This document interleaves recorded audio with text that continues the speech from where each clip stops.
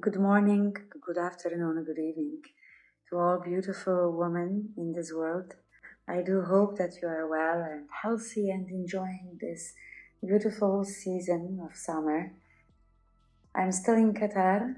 I will be leaving very, very soon to a more cooler region, to Europe, and I am enjoying my last days, maybe last 2 weeks here in the heat, in this beautiful sun with my friends around.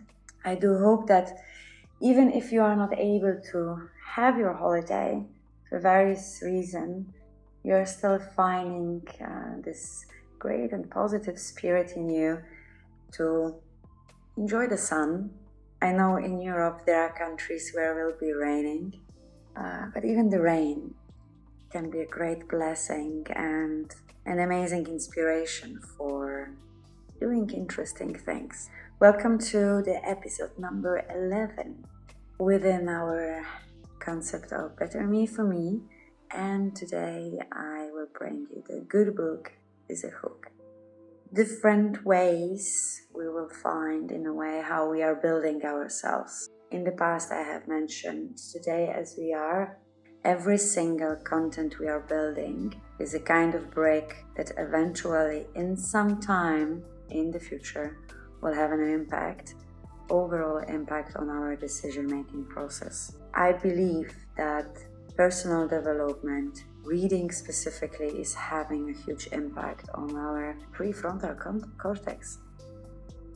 The way how we are developing the visualization by reading, the way how we are increasing ability to express our thoughts. It's all by reading, not by watching TVs, series on Netflix, by reading. Reading is calming us down. Reading is an amazing balsam for our brain itself. Because during the day we are working, we are acting in a very hyper environment.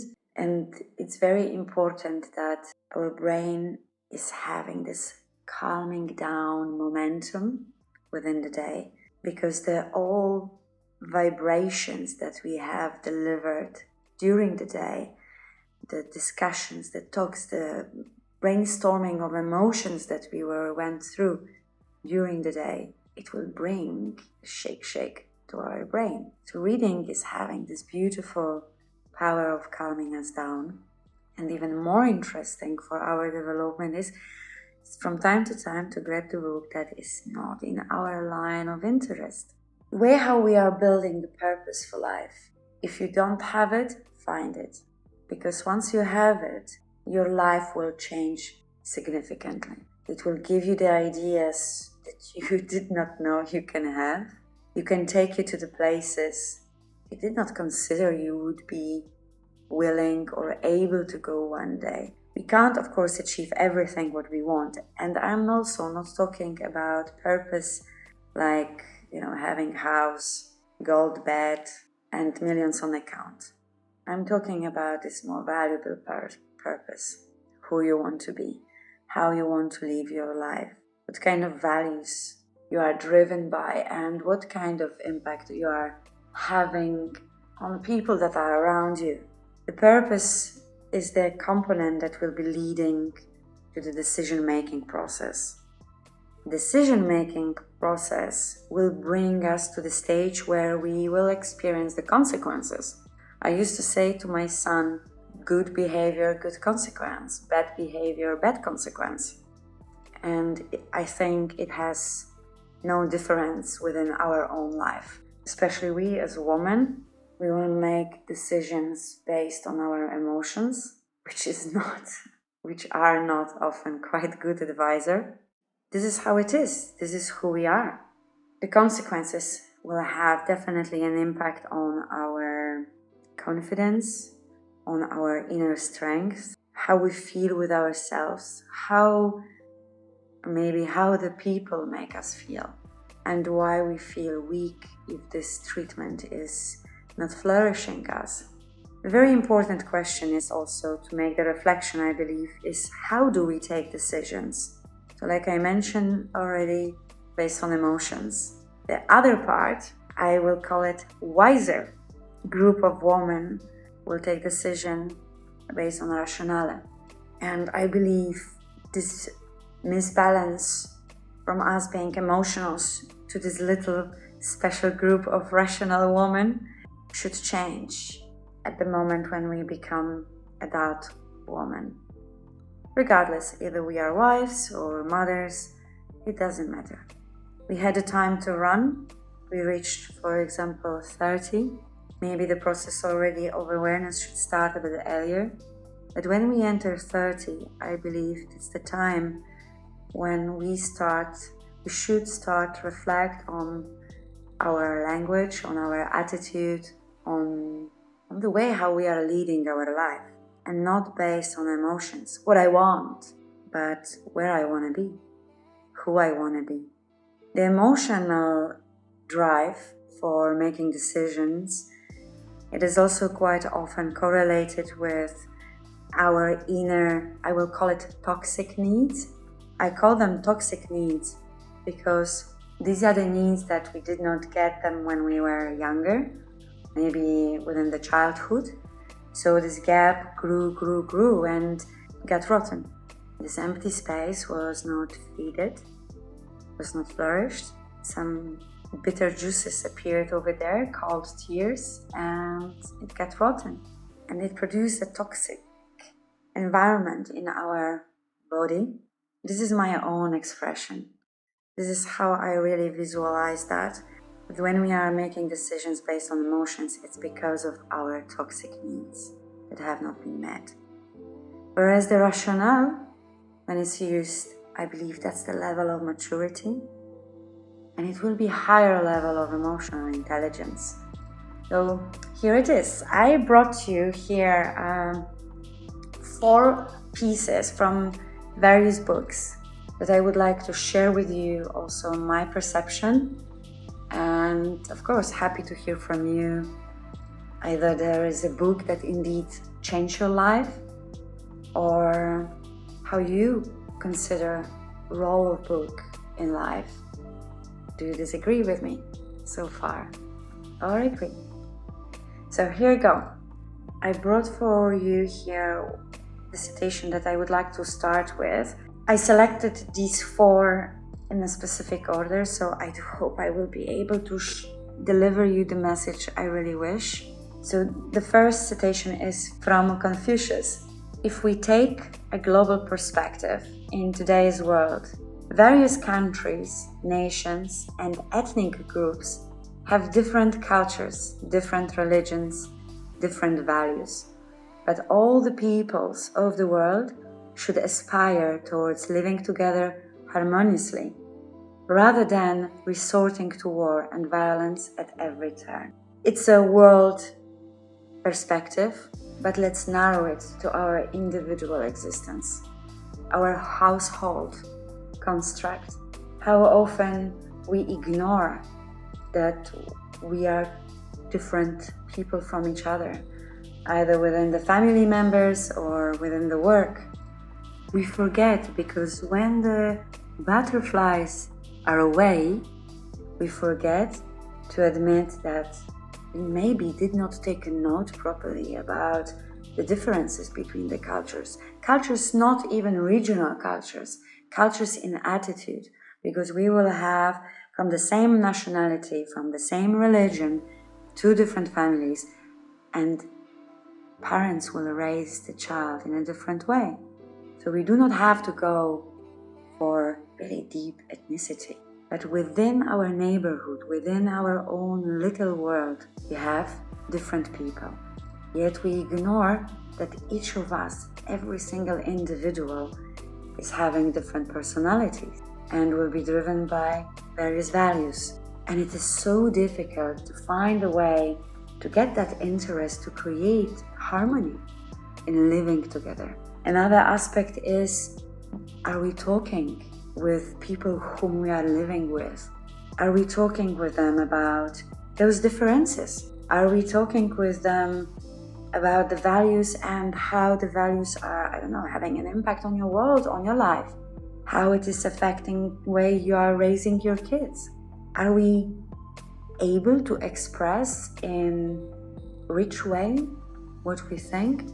or we narrowed already our minds to the physical activity, which is scrolling Instagram and liking all those positive, inspirational messages. Oh yeah, that's so cool. Yes, I agree. Yes, I agree. The man is bad. Yes, I agree. The kids can be tiring. Yes, I agree. The child is my world. Yes, I agree. Okay, but what's behind? Are we creating the table for the conversations about these various aspects so that we can find the ways how we can like each other, how we can find a way to build unified relationships, unified in terms of mutual respect, acceptance we are different, acceptance we will maybe express ourselves with very different language. At a certain point, this building of this sophisticated construction must start. If it was not there, if it is not there, we can't have expectations to other people. We cannot enter some environment and expect from people that they will meet our needs. And this is how we are having tendency to act. We expect from others, yet we are often focused on ourselves. And when we do not meet those, when they do not meet our even often unspoken expectations, because we are boiling them every day 10 times in our mind, and because we are too proud to say that loud, we will not say it. And if we say it, we will shout, we will argue, we will be observing the world, how the world is not giving us what we need. We are upset when he, she is having easier life. When they have kids, I ended up only with one. She is free to do whatever she wants. I can't do anything because I'm having 3 kids. And we are so much in silly way focused on ourselves and our needs. This is why I say it is a toxic need, because every act will be driven by emotion. And it is happening also because, as I mentioned at the beginning, the cognitive map, every act, single brick. We are empty, we have no bricks. And emotions are sandy, so they will wave depending on how strong, what is the level of the situation. We don't need to look exclusively on the world. Look at your own world, because it's beautiful enough and big enough for you to manage that. This is where you can, your own can change. How we can change? Yeah, that might be quite difficult because we ended up in this kind of happiness placebo stage or unhappiness where we are either comparing or complaining. We lost the capacity and quality in our tongue to talk as adults about adult things. We can't change world, it's simply too huge. But your world starts with you, and you are responsible for your happiness. Not parents, not spouse, no kids, no work, no either you get promotion or not, increment of salary or not. These are the elements that will affect you, your mood. It's up to you how you create your world. But if you complain about your world, your little world that you are having in front of you, then ask yourself, what have you done before you start complaining? It's your choice. Another one is, which actually hope will help you to take this step. I love that book. This book is from Edward de Bono, Think Before It's Too Late. You can analyze the past, but you have to design the future. The whole emphasis of our intellectual culture and education is on judgments and analysis. Design is almost totally neglected. So I do hope that you see the connection. Where took you your past? It's important to acknowledge past. The past should give you the bricks eventually, but not hold you back so that you cannot move forward. That's the very important thing. The past brings us lesson, but if we only keep them on the shelves and, oh yes, my life was so bad. Oh yes, he betrayed me so many times. Oh yes, I never had enough money. Oh yes, I never had home. And you will say, yeah, that's easy to say.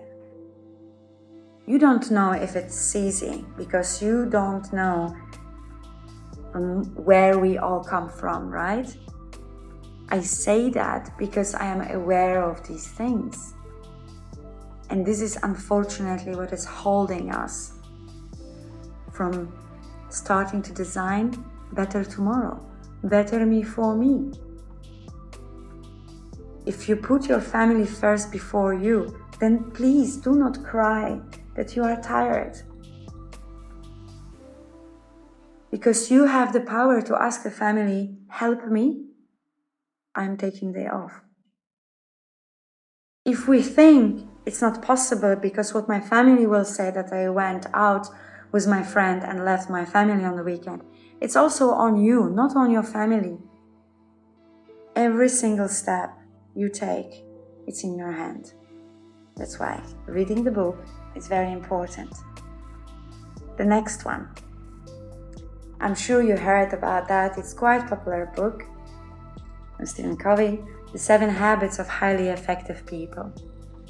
If you value a relationship and the issue isn't really that important, you may want to go for a lose-win in some circumstances to genuinely affirm the other person.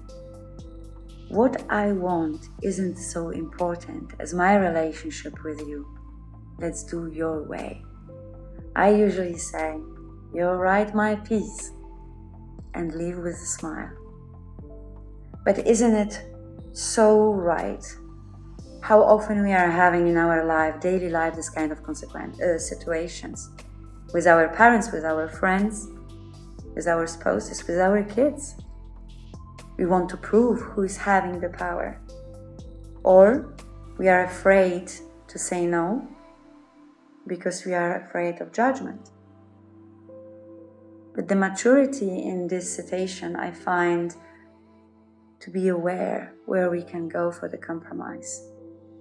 And this compromise, first of all, should be recognized how far you, in relationship with yourself, in your values, can go for the compromises that are mainly related to other people. Because this is where quite often the failure is starting. There is this pool of toxic needs. There will be fear that we can be alone. We have fear that things might not be as good as we think when we will leave this kind of difficult situation or unhappy situation. Again, the relationship with yourself will be the main driver for the way how you are allowing other people to treat you. When you are having mutual respect and the bigger picture of the great life, but sometimes we become selfish, that's the right way to do. Let it go. Let it go and let the people have their own right. Do we need to always prove that we are right, that we are wise? We are smart. Each of us is smart. The point is, we have to develop the way how to use it effectively. And it can be use it effectively if we are having nicely created conceptual knowledge about, again, our purpose, our life values. If we don't have it, this is where the emptiness is coming, and this is where our decision, again, will be based on the surrounding us environment. The decisions will be made not by us, but the way how others are telling us to do so. The balance inside, within yourself, acceptance, your life, good or bad. Once you accept it, okay, I'm having the bad life, I'm unhappy, I'm not satisfied with the things, how are they? Okay, how old are you? Answer yourself, bring the people to the table and discuss. If you will not start practicing, you will never know how far you can go, how far you can reach, and how much you can achieve. The last one is about, I think, happiness. It's a nice wrap up for the message today. Again, from Confucius, but listen carefully. One of his disciples, Fan Shi, once asked him the exact meaning of Ren. He answered, "It means loving people." But immediately he added that to be a man infused with Ren, you should love people, love others. Your vision make you move. Your vision for the next 5 years, short, long-term plan. Wherever you are planning to go, without love to people that you are having around for a moment, you will miss this special sign in your life that is telling you go right direction. The focus make you satisfied with the steps you take. Your personal values will be embraced by you and in you, around you, will enable you also to understand who you are for yourself first, not for others. But you can't forget that you're existing, you are developing, you are going through your life because there are people around you, even those you don't like today, but they are adding value to your life. And do not ignore it. Love people. Accept, respect. How we can build the harmony if we are driven by our personal desires, bad ego, good ego, when we are building the relationships. Either this is for my benefit or for someone. That's the wrong measurement. Love is simple. Love doesn't cost. The anger costs your health. So pick the one that is given for free to this world, and love people. And discover what's your drive. I say it should be you. Be happy.